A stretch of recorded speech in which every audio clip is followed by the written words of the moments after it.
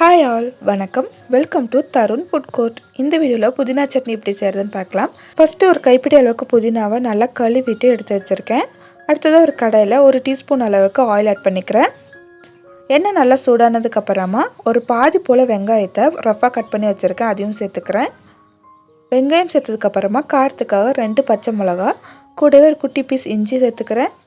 இஞ்சி சேர்த்ததுக்கப்புறமா ஒரு 7லேருந்து 8 பல் பூண்டு சேர்த்துட்டு நல்லா வதக்குனதுக்கப்புறமா ஒரு குட்டி பீஸ் புளி ஆட் பண்ணிக்கிறேன்.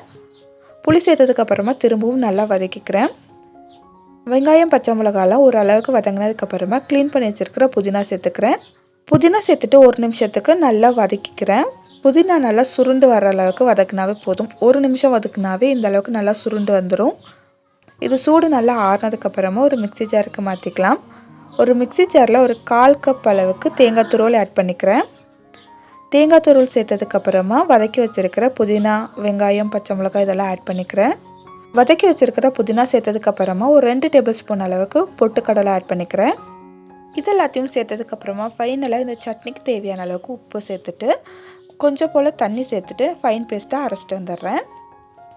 சட்னி அரைச்சி எடுத்துகிட்டு வந்தாச்சு. இது ஒரு பவுலுக்கு மாற்றிக்கிறேன்.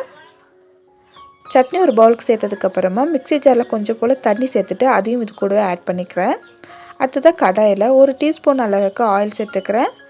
ஆயில் நல்லா சூடானதுக்கப்புறமா 1/4 டீஸ்பூன் கடுகு, 1/2 டீஸ்பூன் உளுந்து, ஒரு வரமிளகாவை 2 கிள்ளி ஆட் பண்ணிக்கிறேன். கூடவே 2 கொத்து கருவேப்பிலை இதெல்லாம் சேர்த்துட்டு நல்லா வதக்கிட்டு நம்ம ரெடி பண்ணி வச்சுருக்கிற சட்னியில் சேர்த்துக்க வேண்டியது தான். சூப்பரான புதினா சட்னி ரெடி. இது இட்லி, தோசை, சப்பாத்திக்கெல்லாம் ரொம்பவே சூப்பராக இருக்கும். கண்டிப்பாக ட்ரை பண்ணிவிட்டு எப்படி வந்துருந்துச்சுன்னு கமெண்ட் பண்ணுங்கள். இந்த வீடியோ உங்களுக்கு யூஸ்ஃபுல்லாக இருந்திருந்தால் லைக் அண்ட் சப்ஸ்கிரைப் பண்ணிக்கோங்க. வேறொரு இன்ட்ரெஸ்டிங்கான வீடியோவில் உங்களை சந்திக்கிறேன். அது வரைக்கும் பாய் ஃப்ரெண்ட்ஸ்.